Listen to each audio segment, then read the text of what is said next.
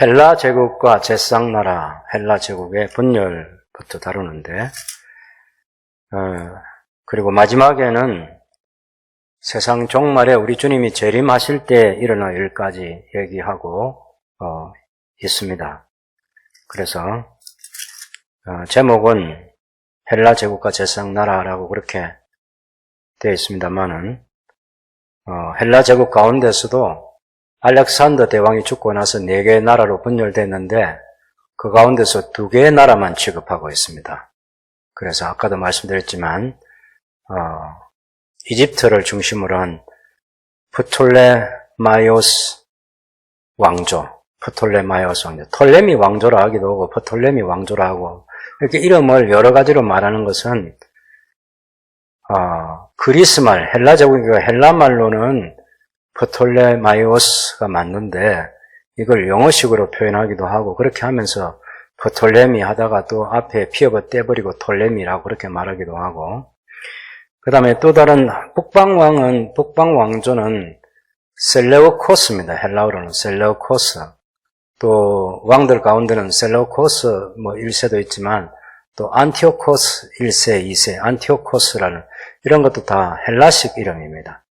다른 영어로는 안티오커스라 그렇게 하기도 하고 안티오쿠스라 하기도 하고 발음을 다양하게 하지만 헬라 제국이니까 헬라식 표현으로 그렇게 제국의 이름이나 왕조의 이름을 통일하면 좋겠다는 생각으로 제가 고쳐서 다 정리를 해두었습니다. 헬라 제국과 제싹나라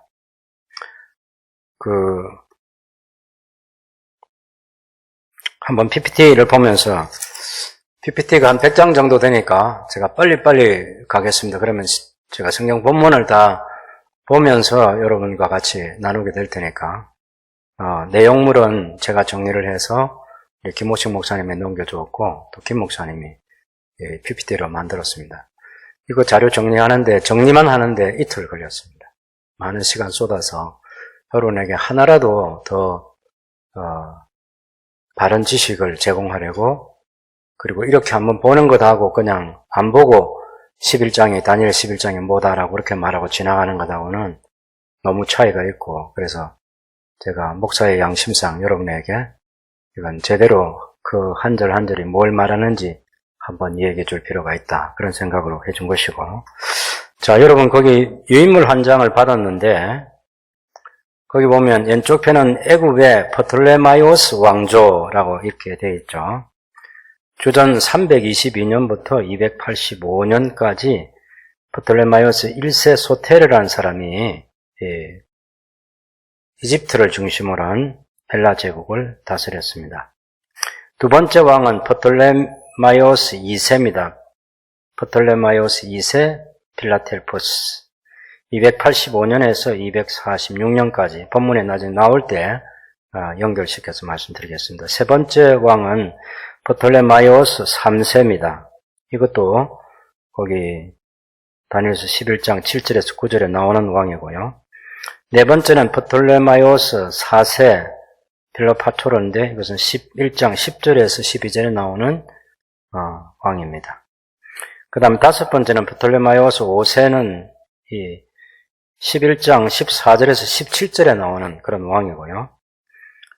그 다음에 여섯 번째 프톨레마이오스 6세는 11장 22절에서 28절에 나오는 애굽 중심의 헬라 제국을 말하고 있습니다. 오른편에 보면 시리아 중심의 셀레우코스 왕조는 첫 번째 왕이 셀레우코스 1세 니카토르, 두 번째 왕은 안티오코스 1세 소테르, 세 번째 왕은 안티오코스 2세 테오스, 네 번째 왕은 셀레우코스 2세 갈라니코스, 그 다음에 다섯 번째 왕은 셀레우코스 3세 세라노스, 여섯 번째는 그 유명한 안티오코스 3세 메가스라는 왕인데 이 사람의 이제 아들이 아주 악명 높은 안티오코스 4세도 이 3세 아들입니다.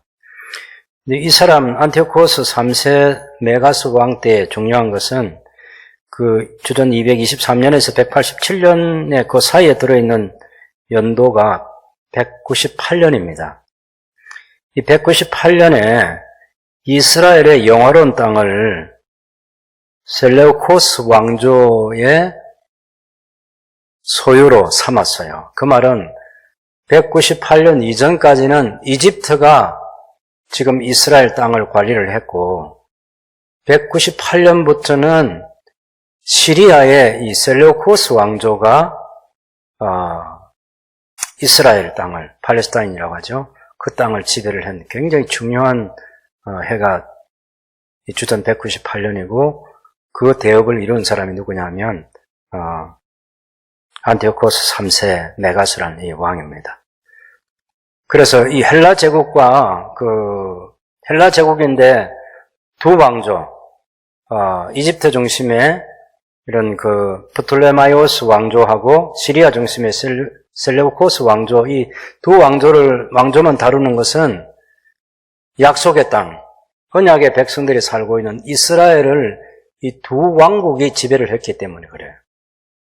네 개로 분열된 헬라 제국이지만 이 두 개만 이스라엘 땅을 두고 서로 차지하기 위해서 씨름을 여러 번 했지만 198년도에 가서야 결판이 났고 198년에는 그 이후로는 이제 한 번도 이집트에 프톨레마이오스 왕조에 돌아간 적이 없이 셀레우코스 왕조가 끝날 때까지 계속 그렇게 지배하다가 나중에 주전 63년에 로마의 손에 들어가게 됐죠. 그런 역사적인 시간표를 알려드리는 것이고, 그다음 7번째는 셀레우코스 4세 필라파토르고, 8번째가 그 악명 높은 안티오코스 4세 에피파네스라는 이 왕이고, 이 왕 때 이제 성전에다가 제우스 신상을 세우고 돼지 피를 갖다 바르고 그렇게 해서 성전을 더럽힌 아주 악한 왕이 바로 이때의 왕입니다.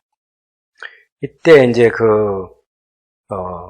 당시에 유명한 대제사장 오니아스 3세라는 사독 계열의 마지막 대제사장이 이 왕 때 예루살렘 성전을 지키고 있다가 그 동생에게 빼앗기게 되고, 그때부터 이제 정상적인 대제사장이 다스리지 못하게 된 게 이 안티오코스 3세 때 그런 일이 일어났습니다.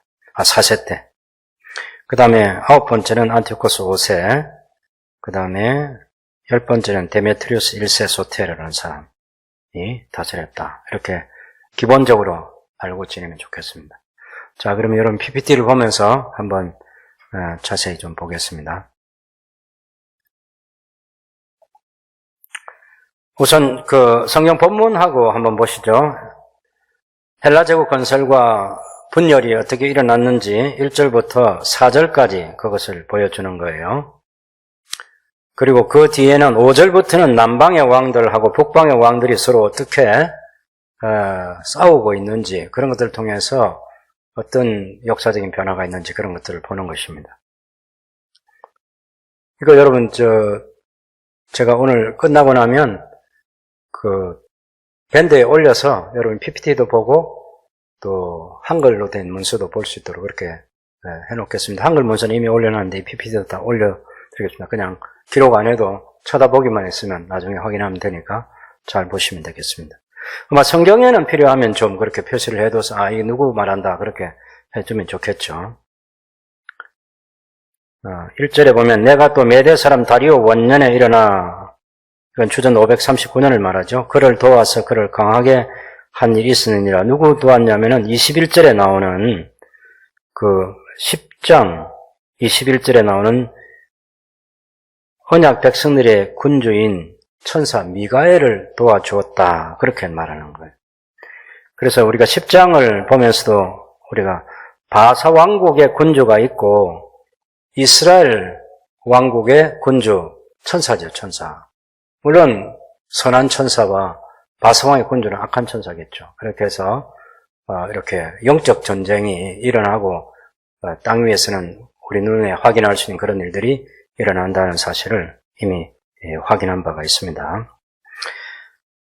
그리고 나서 2절에 이제 내가 참된 것을 내게 보이리라. 천사가 나타나서 이제 환상을 보여주는 거죠. 보라, 바사에서 또 새 왕들이 일어날 것이고 그 후에는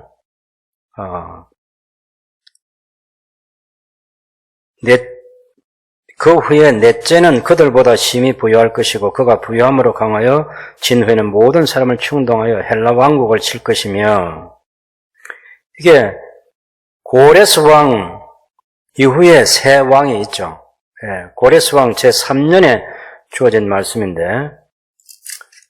우리가 10장 1절에 보면 바사왕 고레스 제3년에 한 일이 벨드사살 이름은 다니엘에게 나타났다. 이러면서 이제 10장, 11장, 12장은 고레스 왕 3년의 예언이 주어진 거예요.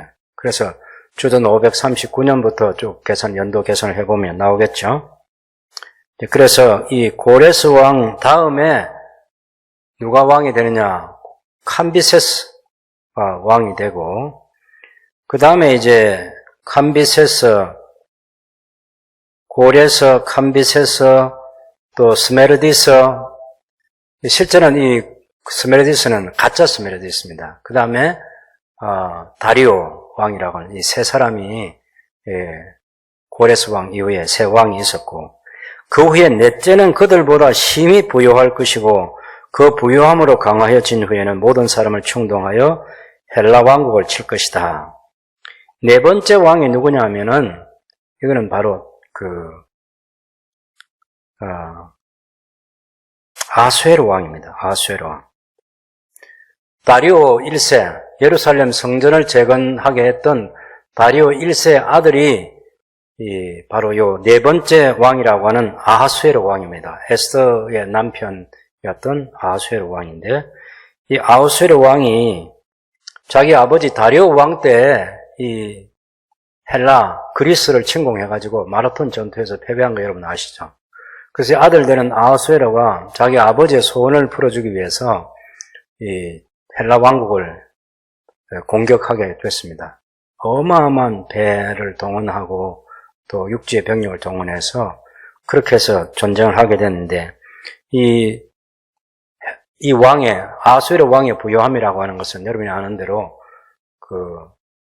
180일 동안 잔치를 했어요. 에스더서 1장에 보면 전쟁 준비를 하고 출정식을 하기 위해서 180일 동안 잔치를 벌이면서 그 나라가 얼마나 부강한 나라인지 그것을 보여주는 거예요. 그래서 이 넷째 나라가 그 세 왕의 나라, 이 넷째 왕이 세 왕 앞에 있는 캄비세스, 스메르디스, 그 다음에 다리오 왕보다 더 부요한 그런 왕이 돼가지고 헬라 왕국을 쳤는데 이기지 못합니다.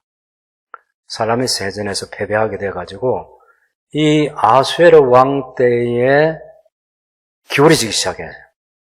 네, 아수에로 왕 때 어마어마한 그 전쟁을 준비하고 출전하고 그렇게 했지만 결국 헬라를 삼키지 못합니다. 네, 부분적으로 이겼다가 패배하고 부분적으로 이기고 패배하고 그렇게 해서 더 이상 이 헬라 왕국을 침공하지 못하고, 그 아들 아닥사스다 왕 때는 헬라 왕국 공격 못하고 그렇게 해서 역사가 이어져 가지고 거기 3절에 보면 장차 한 능력 있는 왕이 일어나 큰 권세로 다스리며 자기 마음대로 행하리라. 이것이 이제 바로 여러분 누굽니까? 3절에 나오는 이 장차 능력의 왕이 알렉산더 왕이죠. 알렉산더 왕.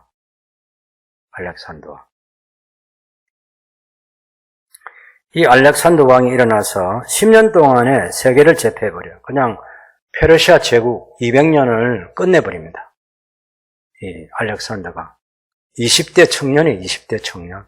그래가지고 이 20대 청년 왕이 10년 만에 헬라 제국을 건설해버리는 아주 무시무시한 전과를 나타냅니다. 그렇게 해서, 그렇지만 그 알렉산더가 갑자기 인도 원정을 갔다가 돌아오는 길에 인도 원정을 완성하지 못하고, 그리고 더 이상 사실은 정복할 땅이 없어요. 한편으로는 정복력이 아주 강한 왕인데 아마 더 정복할 땅이 있었으면 건강했을 수 있겠다 그런 생각도 들지만 결국은 그렇게 하지 못하고 돌아오는 길에 열병에 걸려서 죽습니다. 갑자기 죽고 나서 여기 4절에 예언되어 있는 대로 그가 강성할 때에 그의 나라가 갈라져 천하 사방에 나눌 것이나 그의 자손에게로 돌아가지도 아니할 것이고, 그리고 또 자기가 주장하던 권세대로도 되지 아니하리니. 이건 그 알렉산더 아들을 그 밑에 후계자들이 죽여버리고 왕이 되지 못하게 합니다. 그래서 이런 표현이 되어 있는 거예요. 그 나라가 갈라 천하사방에 나눌 것이나 그 자손에게 돌아가지도 않고 자기가 주장하던 권세대로 되지 아니하리. 이는 그 나라가 뽑혀서 그 외에 다른 사람에게로 돌아가리라고 이렇게 말하는 거예요. 그래서 헬라 제국은 주전 336년 323년까지 또 323년이 알렉산더가 죽던 그 해가 중요한데, 이거는 이제 느헤미야에 보면 그 당시에 얏두아라는 대제사장이 느헤미야서에 나오는 대제사장입니다. 그러니까 느헤미야서가 언제 기록됐느냐,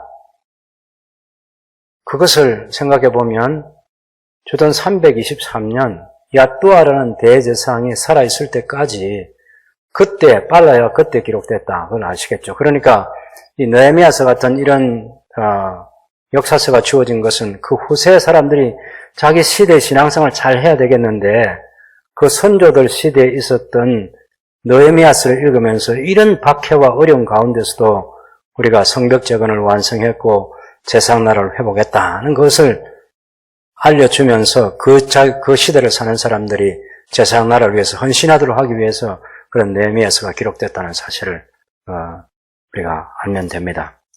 여러분, 한 가지 이제 그 큰 오해가 있었어요. 어떤 오해가 있냐면은, 이렇게 지금 제가 조금 전에 말씀드린 데 보면 페르시아 왕국도 고레스 왕 다음에 캄비세스, 스메르디스, 다리오 왕 세 왕, 그 다음에 아수에르 왕 네 번째 왕, 그 다음에 그렇지만 그 헬라 제국이 결국엔 한 능력 있는 왕이 나타나가지고 알렉산더가 나타나서 그 세계 제국을 건설하고 또 갑자기 죽고 그 아들들이 또 왕위를 잇지 못하고 그 자손에게 돌아가지 못하고 다른 4명의 5명의 나라로 나누어지는, 거기 있는 대로 안티오코너스, 그죠? 메소포타미아 지역에서, 그 다음에 카산드라는 장군이 마게도니아에서, 또 셀레우코스죠. 이건 시리아 북부와 메소포타미아 동부에서 리시마커스라는, 이 사람은 소아시아를 중심으로 해서, 그 다음에 톨레미라고도 하기도 하고 프톨레마이오스라는 이 이집트를 중심한 그런 나라들이 세워졌다는 것입니다. 그러면 다니엘에게 이런 천사가 나타나서 이런 그림을 보여줄 수 있나? 이건 나중에 다 역사가 일어나고 나서 다니엘서를 기록한 게 아니냐, 그렇게 생각하는데 그건 말이 안 되죠. 하나님께서는 예언을 주시고 그 예언을 성취하신 분이 하나님이시다. 이것이 성경이 우리에게 말하고 있는 전능한 하나님이라고 하는, 하나님이 어떤 분인지 우리에게 알려주는 매우 중요한 지식입니다. 하나님께서는 일어날 일들을 먼저 다 말씀해 주시고 그것을 성취하시는 분이에요. 그래서 다니엘서 11장 같은 이런 것들을 역사 속에 일어났던 왕들과 이렇게 비교를 하면서 대조해 보면 너무 정확하게 일어난 일이어서, 야, 하나님께서 이렇게 전능하시고 전지하신 분이신가 하는 것을 우리로 하여금 믿게 하는 그런 놀라운 말씀이 다니엘서의 말씀입니다. 그래서 이런 5개의 나라가 장군들이 그런 나라를 차지했는데, 안티고니스가 다른 4명의 장수의 공격을 받아서 살해되면서 4개의 왕국으로 그렇게 나누어졌습니다. 우리가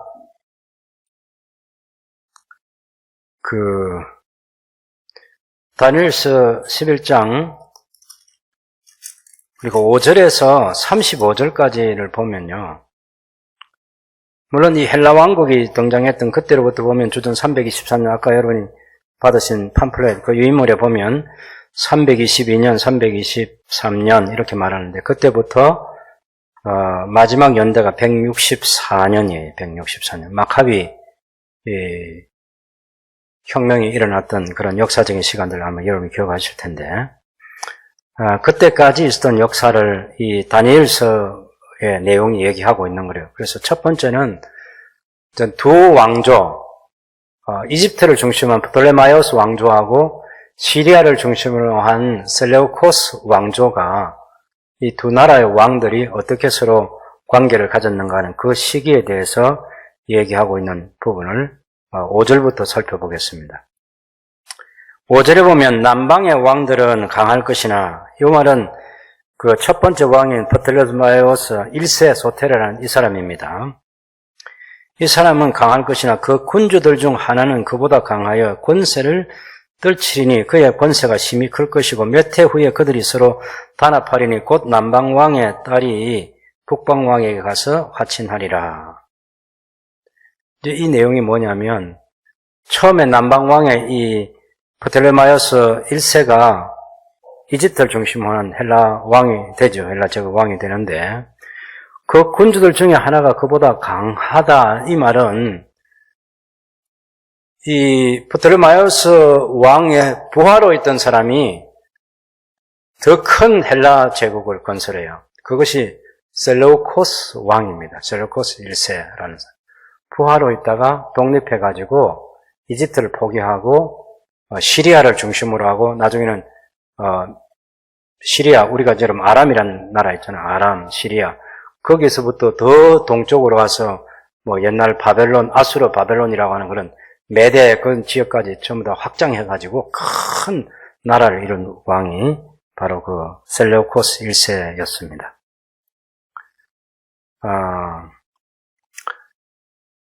북방왕은 셀레우코스 왕조를 연 셀레우코스인데 주전 311년에서 280년까지 다스렸던 그런 왕이고, 이 셀레우코스는 알렉산더 대왕이 바벨론에 처음에는 총독으로 임명했는데 추방돼가지고, 그래서 이집트의 프톨레마이오스 왕의 부하로 있다가 독립을 선언하고 시리아 중심의 그런 셀레우코스 왕조를 건설하게 됩니다. 이제 그런 왕들의 이야기를 6절에서 하고 있다는 것입니다. 6절에서 몇 해 후에 그들이 서로 단합하게 된다. 이제 북왕조와 남왕조가 단합하는 그런 시간을 가져오게 되죠. 거기 가서 남방왕의 딸이 북방왕에 가서 화친하리라. 그 말은 여러분 그 유인물을 두 번째 왕 프톨레미 2세 필라델포스 보면 주전 250년경 이 프톨레미 2세의 딸 베레니케가 오른쪽에 있는 시리아 셀레우코스 왕조 1세 안티오코스 그 2세에게 그 시집을 합니다. 정략 결혼을 해요. 정략 결혼을 했지만 그때 정략 결혼을 하면서 이 안티오코스 2세가 자기의 본부인 그 라오디케아 강제 이혼을 해요. 강제 이혼을 하고 이집트의 이 프톨레미 2세의 딸인 베레니케를 왕비로 맞이하고 그러지만 나중에 그 프톨레미 2세가 죽고 나서 안티오코스 2세가 이제 본부인 그 라오디케를 왕으로 복귀시킵니다. 그래서 왕으로 복귀해가지고 자기 남편도 죽이고 그 다음에 그 베레니케하고 그 아들도 자기 남편 사이에서 태어난 그 왕자도 죽여버리고, 그래서 자기가 낳은 아들 그 셀레우코스 2세를 왕으로 세우는 그런 일을 하게 되는 것, 그것이 6절에 나타나 있는 그런 이야기입니다.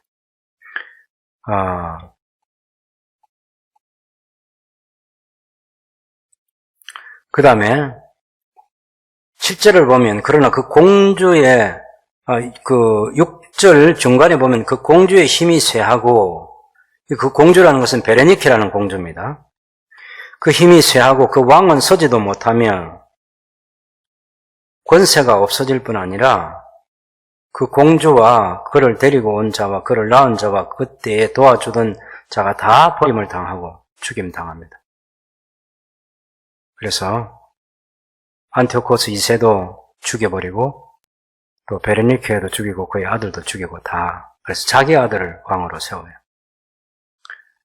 셀레우코스 2세 갈라니쿠스라는 아들을 왕으로 세웠는데 그때가 주전 246년에서 226년까지 20년간 다스렸던 그런 왕입니다. 그 다음에 7절에서 9절은 프톨레마이오스 3세 시기입니다. 주전 246년에서 221년에 있는 왕인데요. 우리 7절 같이 한번 읽어보겠습니다. 그러나 그 공주의 본 족속에게서 난 자 중에 한 사람이 왕위를 이어 권세를 받아 북방왕의 군대를 치러 와서 그의 성에 들어가서 그들을 쳐서 이기고 그 공주 베르니케의 본 족속이라는 것은 이집트 왕을 말하는 거죠. 그래서 프톨레마이오스 이 3세가 복수를 하는 거예요. 그 공주의 본 족속에 난 자 중에 한 사람이 왕위를 이어받아 권세를 받아 북방왕의 군대를 치러 올라갔다는 것은 그 유인물의 세 번째 나오는 프톨레마이오스 3세 유에르케데스라는 이 왕이 이제 북방 셀루쿠스 왕조를 공격을 하게 되는 그 역사를 말합니다. 그래 북방 왕의 군대를 치러 와서 그 성에 들어가서 그들을 쳐서 이기고 그때 이제 이 셀루쿠스 2세 가라니쿠스의 성을 아주 기습 공격을 해서 라우디케를 죽여버리죠. 그래서 복수를 하고 또 빼앗겼던 그런 보물들도 가지고 옵니다. 8절을 여러분 보시면 그 신들과 부어 만든 우상들과 음과 금의 아름다운 그릇들은 다 노력하여 애굽으로 가져갈 것이요 몇 해 동안은 그가 북방 왕을 치지 아니하리라. 그래서 빼앗겼던 거, 원래 애굽에 있던 거 다 빼앗겼던 거 전부 다 가지고 되돌아오게 되는 역사가 8절이고요. 프톨레마이오스 3세는 심지어 옛 셀루쿠스 신들과 기중품을 노력해서 애굽으로 가져갈 것이라는 그런 예언이고 9절에 보면 북방 왕이 남방 왕의 왕국으로 쳐들어갈 것이나 자기 본국으로 물가리라. 이 북방 왕은 셀루쿠스 2세입니다. 가라니쿠스라는 아까 얘기했던 라우디케, 그죠? 안티오코스 2세의 본부인인 그 라우디케 아들이 셀루쿠스 2세 왕인데 240년에 애굽을 공격했지만 이기지 못하고 크게 패배하고 자기 나라로 돌아가게 됐습니다. 그렇게 해서 그 다음에는 이제 우리가 10절부터 19절까지 좀 긴 이 구절에 그 유명한 안티오코스 3세 시기 10절부터 19절까지는 안티오코스 3세 시기에 일어난 일들을 이야기합니다.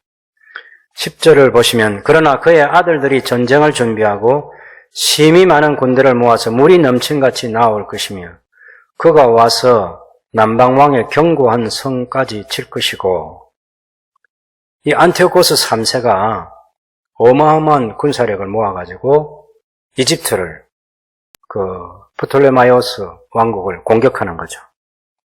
그 남방왕의 견고한 성까지 칠 것이라는 건데 이것은 셀루코스 2세와 셀루코스 3세 이런 시대의 것인데 안티오코스 3세의 아들들이 그 이스라엘 남부에 있는 프톨레마이오스 성인 라피아까지 가서 공격을 하는 내용을 10절에서 얘기했습니다. 11절에 보면 남방왕은 크게 노하여 나와서 북방왕과 싸울 것이라.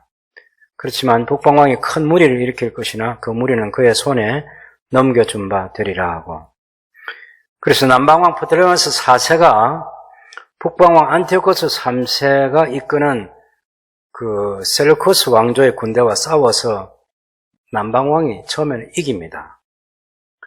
그렇지만은 12절을 보면 그것이 오래가지 못하고 12절에는 보십시오. 그가 큰 무리를 사로잡은 후에 그의 마음이 스스로 높아져서 수만 명을 엎드려 것이나 그 세력은 더하지 못할 것이다. 그래서 교만하게 됩니다. 그래서 이때 이제 포로로 잡은 군사들이 17,000명이나 되는데 그 포로 잡은 군사들 가운데 17,000명을 죽였어요. 그렇게 하면서 굉장히 교만하게 됐죠. 그 시대에 10,000명을 죽였다. 이것은 보통 죽인 게 아닌데 전쟁에서는 큰 승리를 거뒀다. 그렇게 말할 수 있겠죠. 그래서 남방의 애굽 그 프톨레마이오스 4세가 매우 많은 적군을 죽이고 개선할 때 이스라엘, 팔레스타인에 대한 주도권을 잡은 것처럼 그렇게 보였지만 13절 이하에 보면 그것이 오래가지 못합니다. 왜냐하면 이 북방왕인 안티오코스 3세가 다시 공격을 하는 거예요. 13절 한번 보실까요? 북방왕은 돌아가서 다시 군대를 전보다 더 많이 준비하였다가 몇 해 후에 대군과 많은 물건을 거느리고 오리라.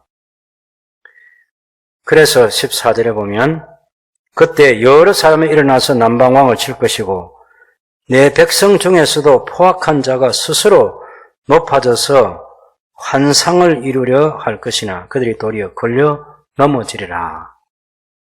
그래서 이 셀레우코스 제국의 제6대 군주인 안티오코스 3세 메가스라는 말은 대왕이라는 말입니다. 대왕.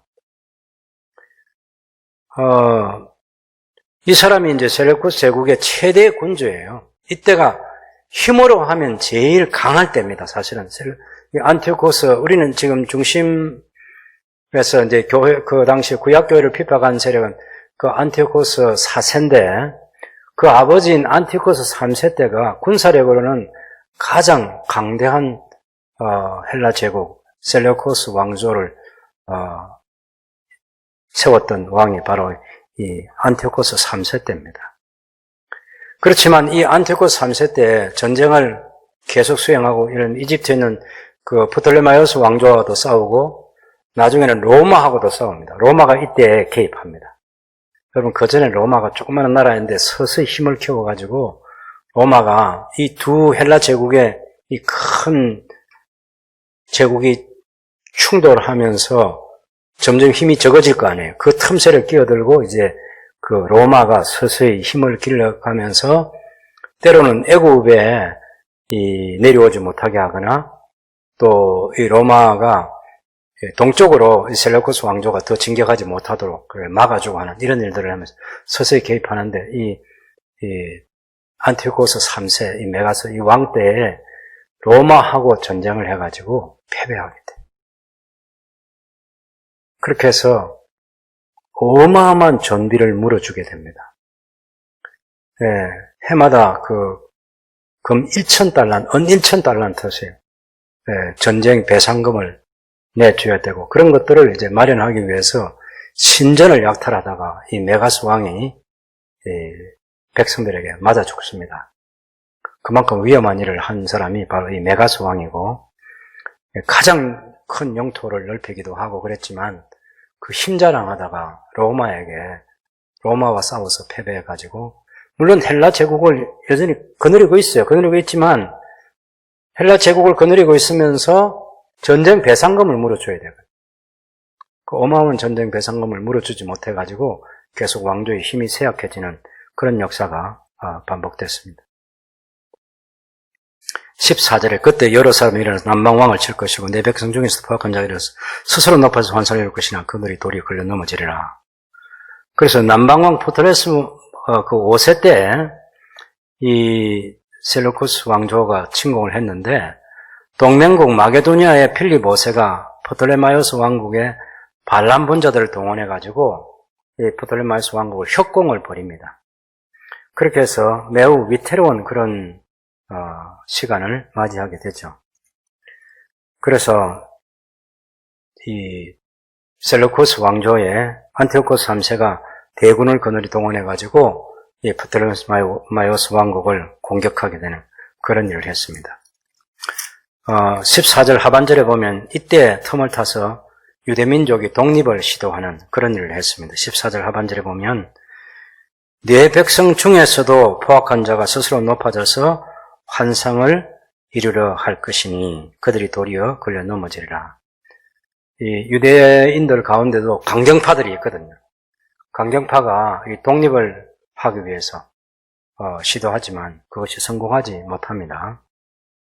15절에 이에 북방왕은 와서 토성을 쌓고 견고한 성읍을 점령하고 남방 군대는 그를 당할 수 없으며 그가 택한 군대라도 그를 당할 힘이 없을 것이며 그래서 안티오코스 3세의 군대가 압승을 거둡니다. 그래가지고 남방 군대가 싸워서 이겨가지고 저 북쪽 시돈의 견고한 성까지 손에 넣고 제가 아까 말씀드린 주전 198년 이스라엘 땅, 약속의 땅, 그 팔레스타인을 셀루쿠스 왕조가 지배하게 되는 그런 역사를 만든 사람이 바로 안티오코스 3세 왕입니다.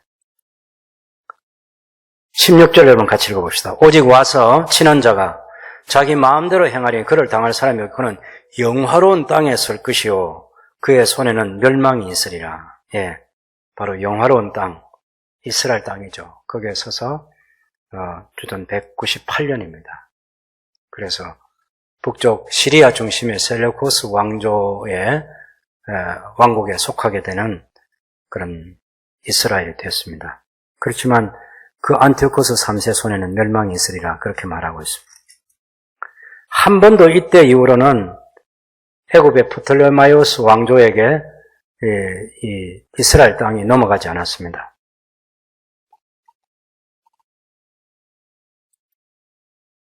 (17절) 보겠습니다. 제가 그 앞에 17절 보기 전에 그의 손에 멸망이 있으려 했는데 사실은 이 안티오코스 3세가 북쪽에 있는 시돈뿐만 아니라 남쪽에 있는 가자 지구까지 점령해가지고 198년에 예루살렘에 들어갈 때 예루살렘 사람들은 그동안 누구에게 시달렸어요? 이집트의 프톨레마이오스 왕조에게 시달렸기 때문에 마치 이 안티오코스 3세가 예루살렘에 들어올 때 자기들의 구원자로 그렇게 기뻐했습니다. 그리고 이 안티오코스 3세는 상당히 그 자유를 주는 대제사장의 중심에 그런 그 이스라엘이 제상나라가 움직여질 수 있도록 그런 처음에는 괜찮았어요. 나중에 그 아들 안티오코스 4세 때 가서 문제가 생긴 것이지 이 198년에 셀루코스 왕조인 안티오코스 3세가 예루살렘 성을 들어가서 이제 셀루코스 왕조의 소유로 삼을 때 그때는 아주 처음에는 괜찮았습니다. 나중에 이제 주전 175년 안티오코스 4세 에피파네스가 셀레우코스 왕조의 통치자가 된 이후로 이제 이스라엘 땅에 감당하기 어려운 그런 핍박이 일어났고 마카비 혁명까지 일어나게 되는 그런 무서운 역사가 진행된 거죠.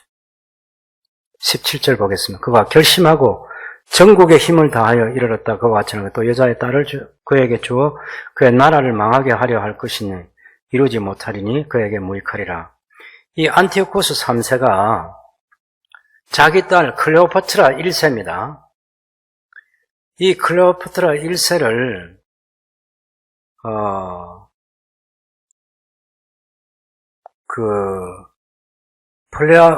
프톨레마이오스 5세에게 시집을 보냅니다. 그러니까 아까는 처음에는 그 남방왕, 그죠? 남방왕 프톨레미 2세가 북쪽 왕 안티오코스 2세에게 베레니케라는 딸을 정략 결혼시키면서 화친을 한번 한 때가 있고, 지금은 순서가 바뀌어서 이 북쪽 왕 그 안티오코스 3세 딸 클레오파트라 1세를 남쪽 왕인 이 프톨레마이오스 5세에게 정략 결혼을 시켰어요. 나이가 아주 어린 왕이 한 4살에서 7살 됐을 때 그때 왕이 되었고 결혼할 때는 11살에서 14살 정도 됐습니다. 그러면 당연히 이 클레오파트라 1세가 안티오코스 3세의 딸이 자기 남편, 어린 남편이잖아요. 14살밖에 안 된 어린 남편의 통치를 배후에서 조종하게 되고 섭정왕 역할을 하게 되겠죠. 그러면 안티오코스 3세는 우리가 흔히 말하는 꼭 먹고 알 먹고 하는 그런 속셈으로 자기 딸을 시집을 보냈어요. 그런데 자기 딸이 시집 가서는 변심을 해가지고 어린 자기 남편을 도와줍니다.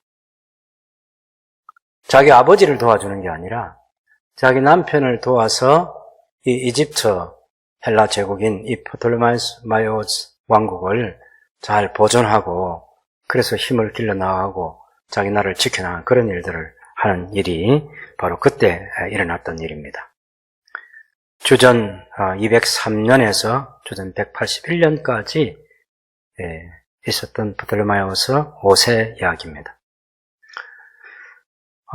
그 다음에 18절 보시면 그 후에 그가 그의 얼굴을 바닷가로 돌려 많이 점령할 것이나, 이것은 안티오코스 3세가 지중해를 중심으로 한 그쪽에 이제 해상권까지 넓혀나가는 그런 일을 하게 되는 거죠. 그때 한 장군이 나타납니다. 이 장군은 로마의 스키피오라는 그런 장군입니다. 그 장군이 나타나서 이 안티오코스 3세 정복을 거치게 하고 수치를 그에게로 돌릴 것이라 그런 왕인데, 이 한 장군, 루시우스 코넬리우스 스키피오라는 이런 왕인데, 여러분 그 코끼리 떼를 이끄는 그 한니발을 물리친 로마의 장군이 스키피오라는 장군이 있습니다. 그 장군의 형이에요. 이 스키피오 장군은. 이 형이 헬라 제국의 이 안티오코스 3세의 군대를 막는 역할을 한 사람이 역시 로마의 장군이에요. 장군. 그래서 이 안티오코스 3세가 서쪽을 이제 서북 쪽을 계속해서 이렇게 뻗어나가는 그것을 막기 위해서 이 스키피오 장군을 로마가 파견을 했고, 이 장군이 이 안티오코스 3세를 막아서 더 이상 여기까지 이제 더 이상 확장하지 마라 경고를 해서 안티오코스 3세가 돌아가게 되고, 나중에는 주던 188년에 소아시아에서 에베소 남동쪽에 메안드 강에 있던 마그네시아 전투에서 3만 명의 군사로 7만 명의 안티오코스 3세 대군을 철저히 격파해버리는 사건이 일어났습니다. 그렇게 해가지고 19절에 보면 그가 드디어 그 얼굴을 돌려 자기 땅 산성들로 향할 것이니 거쳐 넘어지고 다시는 보이지 아니하리라. 그래서 안티오코스 3세가 완전히 망하게 되죠. 그래서 안티오코스 3세는 로마 장군 스키피오에서 이제 강제로 이제 조약을 맺어야 했고, 소아시아 지역, 에베소 지역, 거기서 자신의 왕도로 이제, 에베소 지역이니까 굉장히 넓은 이 헬라 제국을 거느리고 있었지만, 시리아 쪽으로 그렇게 영토를 옮겨야만 했고, 거기서 이제 자기 아들에게 왕위를 물려줘야만 했던 그런 불행한 왕이 됐습니다. 그래서 로마에 막대한 조공을 바치기 위해서 백성들에게 많은 세금을 부과하고, 그리고 시리아에 있는 제우스 신전에 들어가서 수많은 보물을 약탈하다가 그 신전을 보호하려는 백성들이 폭도를 변해가지고, 그래서 안티오코스 3세를 살해해버렸습니다. 여러분, 이 신전에 보물이 있다는 것은요, 그 당시 제국을 경영하는 왕들은 다 알고 있는 일입니다. 이걸 이제 탐낸 사람이 누구냐면, 바로 이 헬라 제국 때 아까 제가 말씀드렸던 사독 가문의 마지막 그 대제사장이었던 오니에스 3세, 그 3세가 대제사장이었는데 그 동생인 야손이 자기가 형보다 더 많은 뇌물을 주고 대제사장직을 빼앗았습니다. 어디 있는 보물이냐면 바로 성전에 있는 보물입니다. 그래서 그 시대 왕들은 다른 신전, 제우스 신전이라는데 그런 신전에도 보물이 있고 당연히 성전에도 보물이 있다는 걸 아는 거죠. 그래서 나중에는 대제사장을 임명하고 임명 권한을 제국이 갖게 되고 그런 일들이 일어나지 않습니다. 바로 이 안티오코스 3세 헬라 제국도 그렇게 해서 막을 내리게 됐습니다. 그 다음에 우리가 이제 그 20절부터 35절까지 20절 한 절만 셀루코스 4세 시기를 말합니다. 그 왕위를 이을 자가 압제자를 그 나라의 아름다운 곳으로 다니게 할 것이나 그런 분노함이 싸움이 없이 몇 날이 못되어 망할 것이다. 그래서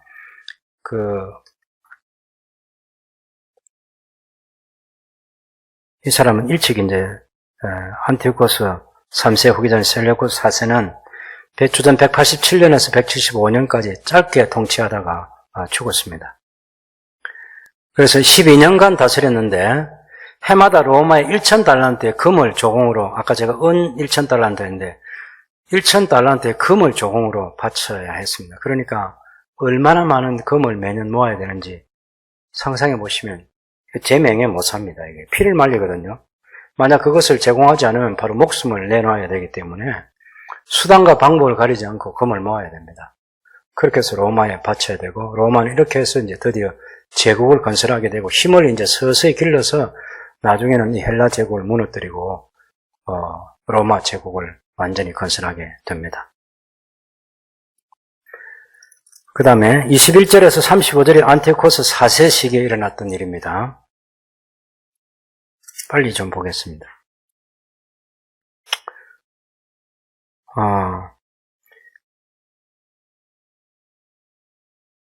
우리가 36절부터는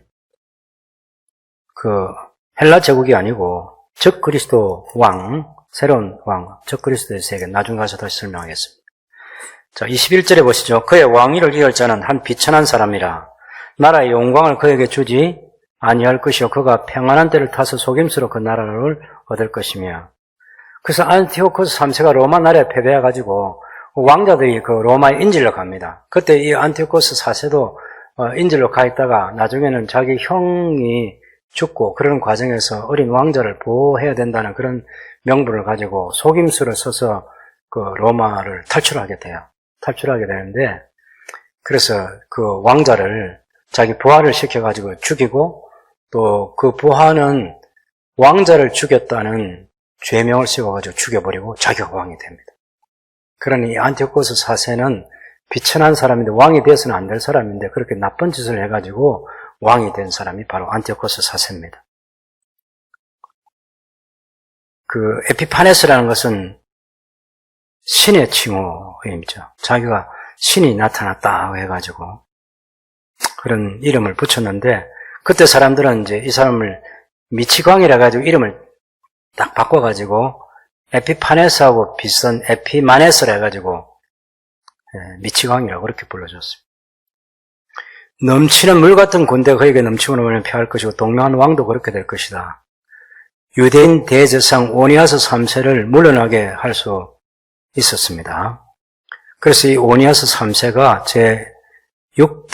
제36대 대제사장이고 주전 185년, 175년 동안 종신제결이 되는데 강제로 대제사장에서 물러나게 되고, 사도 가문의 마지막 합법적인 대제사장이 이때부터는 이제 헬라 제국에서 임명하고 나중에는 로마 총독도 대제사장 임명하고 나중에 헤롯 왕도 대제사장 임명하고 이런 아주 안 좋은 역사가 제36대 대제사장 오니아스 3세가 끝나고 나서 그 다음 대제사장부터 야손부터 일어났던 그런 불행한 역사입니다. 23절 그와 약조한 후에 그는 거짓을 행하여 올라올 것이고 소수의 백성을 가지고 세력을 얻을 것이다. 그래서 노력하고 탈취한 재물을 무리에게 흩어주면서 계략을 세워서 얼마 동안 산성들을 칠 것인데 때가 이르기까지 그러하리라고. 안티오코스 4세는 자신이 정복해서 얻은 재산을 나누고 추종자들을 따르게 하고 하는 그런 잔머리는 굴렸죠. 그렇게 해서 노략자가 탈취한 재물을 분배함으로써 세력을 점점 규합해가지고 더 악한 일을 했습니다. 25절에 보면 그가 그의 힘을 떨치며 용기를 다하여 큰 군대를 거느리고 남방왕을 칠 것이고 남방왕도 힘이 크고 강한 군대를 거느리고 맞아 싸울 것이냐 능히 당하지 못하리. 이런 그들이 그를 세워 치민이라. 그의 음식을 먹는데 그를 멸하리니 그의 군대가 흩어질 것이요 많은 사람이 엎드려져 죽으리라. 그래서 프텔레마이오스 6세와 전쟁을 다시 하게 되는 얘기가 22절에 있었고, 결국에는 이 프텔레마이오스 6세를 치른 여러 계획들을 가지고 전쟁을 하게 되고 또 승리도 하고 나중에 예루살렘도 다시 공격해서 성소를 더럽히게 되는 그런 일들을 하게 됩니다. 이 두 왕이 마음이 해하고자 하여 서로 한 밥상에 앉았을 때 거짓말을 서로 하고 속이게 되죠. 북방왕은 많은 재물을 가지고 본고로 돌아가고 언약을 거스르면 자기 마음대로 행하고 본토로 돌아갈 것이다. 그래서 이 안티오코스 4세가 애굽을 약탈하고 본토로 돌아갈 것인데 마음으로 거룩한 언약을 거스르고 돌아가는 길에 이스라엘 쳐서 8만 명의 유대인 남자와 여자 어린이를 죽이고 성전을 약탈하는 아주 나쁜 짓을 합니다. 작정된 기한에 그가 다시 나와서 29절에 보면 남방에 있을 이번이 그 전만 못하게 되고, 이것은 이제 기띔의 배들이를 그를 칠 것임이라. 그가 낙심하고 돌아가서 맺은 언약에 분노하였고 자기 땅에 돌아가서는 맺은 언약을 배반하는 자들을 살필 것이고, 그래서 이 기띔의 배들 이야기가 민수기 24장 24절에 나오는데, 이 로마 함대 때문에 불가피하게 이 안티오코스 4세가 굴욕을 당하고 돌아가게 되는 그런 역사적인 사건을 말합니다. 31절에 그의 군대는 그의 편에 서서 성소 곧 견고한 곳을 더럽혀 매일 드린 제사를 폐하며 멸망하게 하는 가정한 것을 세울 것이며 32절에 그가 또 언약을 배반하고 악행하는 자를 속임수로 타락시킬 것이나 오직 자기 하나님을 아는 백성은 강한 용명을 떨치리라. 이때가 이제 예루살렘 성소를 더럽히는 거죠. 그렇게 해서 그 제우스 신상을 성전에 세우고 그 다음에 돼지 피를 바르고 그렇게 해서 아주 간악한 일을 하게 되는 게 안티오코스 4세 에피파네스가 저지른 그런 일입니다. 33절에 백성 중에 지혜로운 자들이 많은 사람을 가르칠 것이나 그들이 칼날과 불꽃과 사로잡힘과 약탈을 당하여 여러 날 동안 몰락하리라. 또 그들 중 지혜로운 자 몇 사람이 몰락하여 무리 중에서 연단을 받아 정결하게 되며 희게 되어 마지막까지 이르게 하리니 이는 아직 정한 기한이 남았습니다.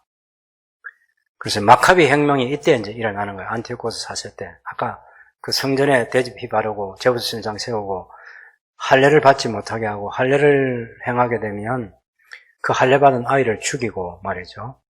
그래서 그 아이를 어미에게 안겨주고 그렇게 아주 잔인한 일을 했습니다. 안티오코스 4세가. 그렇게 하면서 그의 마지막 시대에 이제 그 유명한 이 마카비 혁명이 일어나서 결국 이 헬라 제국이 막을 내리게 되는 그런 일이 일어나게 됩니다.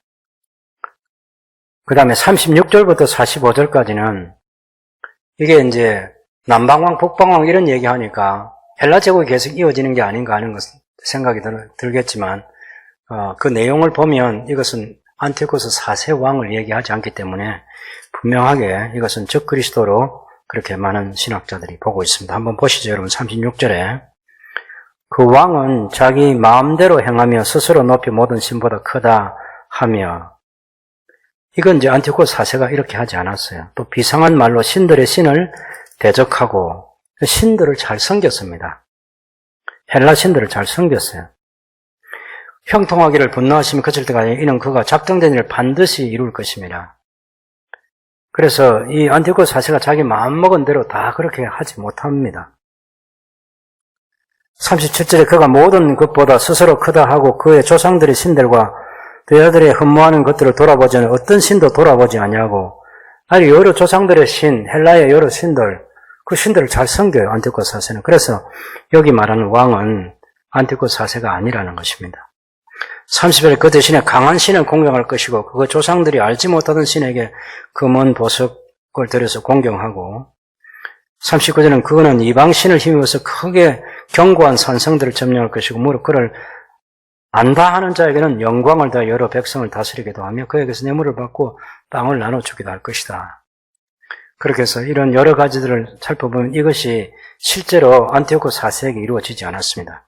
그 다음에 40절에 보면 마지막 때에 남방왕이 그의 힘을 겨룰 것이나 북방왕이 병거와 마병과 많은 배로 해오리바람처럼 그에게로 마주와서 그 여러 나라에 침공하여 물이 넘침같이 지나갈 것이고 여기 남방왕, 북방왕은 이제 그 당시 헬라 왕국의 시리아와 이집트를 말하는 것이 아니고 상징적으로 말하는 그런 왕국의 왕이다. 그렇게 봅니다. 41절에 보면 그 두 나라가 싸우면서 적그리스도와 싸우는 거죠. 적그리스도 싸우면서 전쟁의 틀을 어디로 옮기냐면 41절에 그가 또 영화로운 땅에 들어갈 것이고 많은 나라를 패망하게 할 것이고 오직 에돔과 모압과 암몬 자손의 지도자들도 그의 손에 벗어나리라. 그렇게 해서 영화로운 땅에서 일어나는 마지막 전쟁은 우리가 먹잇듯이 일어나는 아마겟돈 전쟁과 같은 그런 전쟁으로 역사를 발전시켜 보여주고 있습니다.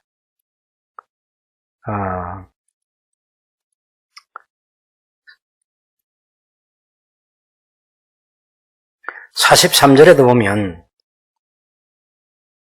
42절은 애굽 땅도 면하지 못할 것이다 말하고 42절은 그가 건설해 애굽의 금원과 모든 보물을 차지할 것이고 리비아 사람과 쿠스 사람이 그의 시종이 되리라.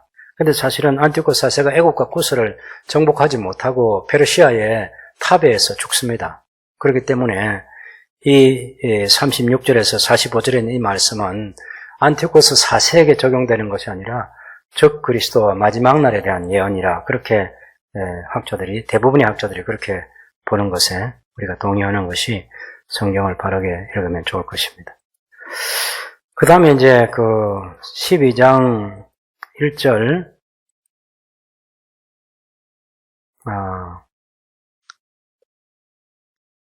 거기 보면 이제 택함 받은 백성에 대한 위로가 있어요. 그때에 네 민족을 호위하는 큰 군주 미가엘이 일어날 것이고, 네 민족은 이스라엘 민족이죠. 택한 백성을 말합니다. 물론 오랜 지난 뒤의 역사지만 그러나 일어날 거예요. 환란이 있으리니 예수님의 초림 이후로 재림 때까지 많은 환란이 있겠죠. 이는 개국 이래로 그때까지 없던 환란일 것이며 그때 내 백성 중에 책에 기록된 모든 자가 구원을 받을 것이다. 그래서 택함 받은 백성에 대한 마지막 위로가 있습니다. 땅의 티끌 가운데 자는 자 중에서 많은 사람이 깨어나 영생을 받는 자도 있겠고 수치를 당하여 영원히 부끄러움을 당할 자도 있을 것이며 부활에 대한 그런 미래 예언입니다. 우리가 잠시 잠자는 게 아니라는 것을 알게 되는 것은 사람이 죽으면, 우리 신자가 죽으면 곧바로 낙원에 가게 되고 불신자도 죽으면 음부의 세계에 가게 되고 주님이 재림할 때만 부활하게 됩니다. 이것이 욥기에도 있는 그런 말씀이고, 그래서 우리는 부활에 대한 얘기, 그리고 그때까지 3절에 있는 말씀처럼 지혜 있는 자는 궁창의 빛과 같이 빛날 것이고 많은 사람을 옳은 대로 돌아오게 하는 자는 별과 같이 영원토록 빛나게 되는 그런 미래가 있다는 것을 압니다. 구약 성경에 보면 욥기 19장 25절에도 27절까지 보면 이 부활 얘기가 있습니다. 내가 알기에는 나의 구속자가 살아 계시니 후일에 그가 땅 위에 서실 것이라. 나의 이 가죽 이것이 썩은 후에는 내가 육체 밖에서 하나님을 보리라. 내가 친히 그를 보리니 내 눈으로 그를 보기를 외인처럼 하지 않을 것이라. 내 마음이 초급하구나. 이사야서 26장 19절에도 주의 죽은 자들은 살아나고 우리의 시체들은 일어나리이다. 뒷걸에 가는 자들아 너희는 깨어 노래하라. 주의 이슬은 빛난 이슬이니 땅에 죽은 자들을 내어 놓으리라. 그래서 마지막 날에 이런 영광스러운 미래가 우리 눈앞에 펼쳐진다는 게 이 성경의 결론입니다. 그때까지 하나님 말씀을 잘 간직하고 이 말씀을 잘 전달하고 많은 사람을 옳은 대로 돌아오게 하는 일을 하는 자에게 복이 있다, 이렇게 얘기하는 거죠. 왜 우리가 헬라 제국, 이미 지나간 그런 300년의 헬라 제국의 역사를 두 왕조, 이집트를 중심으로 델레마이오스 왕조하고 시리아를 중심으로 한 셀레우코스 왕조를 중심으로 살펴보느냐 하면은 이때 안티오코스 4세 때 이때 생겨난 중요한 유대인들 가운데 사두개파, 그 다음에 바리새파, 거룩한 무리들이라고 하는 하시딤이라는 사람들, 이때 있었던 거예요. 그래서 헬라 왕국이 요구하는 그 문화에 적응을 하겠다는 사람들이 바로 사두개파 사람들이에요. 그런데 끝까지 헬라 왕국의 그 헬레니즘 문화라고 하는 그것을 거절하려고 했던 사람이 하시딤이고 그 하시딤에서 바리새파가 나오고요. 그 사람들이 어디 나옵니까? 바로 복음서에 나오죠. 복음서. 그래서 우리는 헬라 제국에 대한 얘기가 그냥 단순한 헬라 제국이 아니고 그 제국은 아무리 두 왕조가 힘을 가지고 그렇게 열심히 싸우고 해도 영원한 나라는 세상 나라이고 하나님의 나라밖에는 없다. 하나님께서 그 영원한 나라에 대한 희망을 우리에게 선물로 주셨고 오늘 오전에 살펴봤던 예수 그리스도 안에서 누릴 영원한 영광의 나라이기 때문에 이 땅에 어떤 일들이 교회 가운데 환난이 있고 박해가 있고 어려움이 있어도 우리 신앙 지키고 주 예수님 바라보고 영원한 하나님 나라 바라보고 우리 신앙생활을 살아야 된다. 그런 큰 교훈을 이 예언과 그 예언이 성취한 역사를 통해서 우리에게 가르쳐주고 있기 때문입니다. 여러분 성경 한 권 예언된 말씀이고 성취된 말씀이고 또 예언된 말씀이 남아 있습니다. 그것도 반드시 이루어질 것을 믿습니다. 이 성경의 진리 붙들고 살아가는 복된 성도들이 되시기를 바랍니다.